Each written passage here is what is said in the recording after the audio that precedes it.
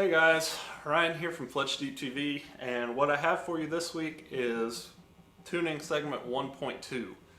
Basically, when I went through these tuning videos and we got the bow all finished up and tuned and shooting well, what I realized is these Twisted X bowstrings were too close to perfect, so I really didn't get to show you a whole lot of different scenarios of what you might have to do. So this segment is going to be simply what you would do if your strings weren't perfect. We'll start with the cables.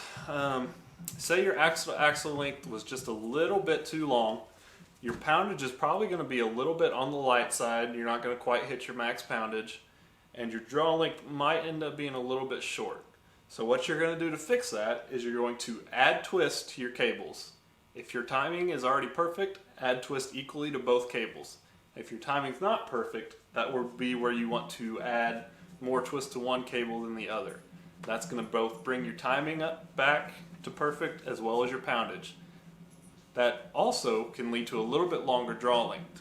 So say your draw length was already where you wanted it, but your poundage wasn't. So you got your poundage where you needed it now by adding twist to your cables.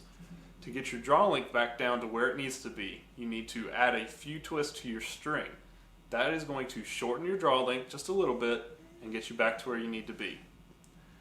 Now, as far as cam lean goes, what you're going to need to do there, say, is if your cam is leaning, we'll say the bottom of the cam is leaning this direction, where my finger's pointing. So what I'm going to have to do is add a twist to this cable, to this yoke leg, and take one out of that yoke leg.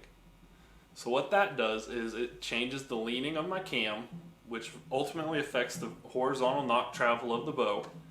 But taking one out of one side and adding to the other is going to leave my timing exactly where it needs to be.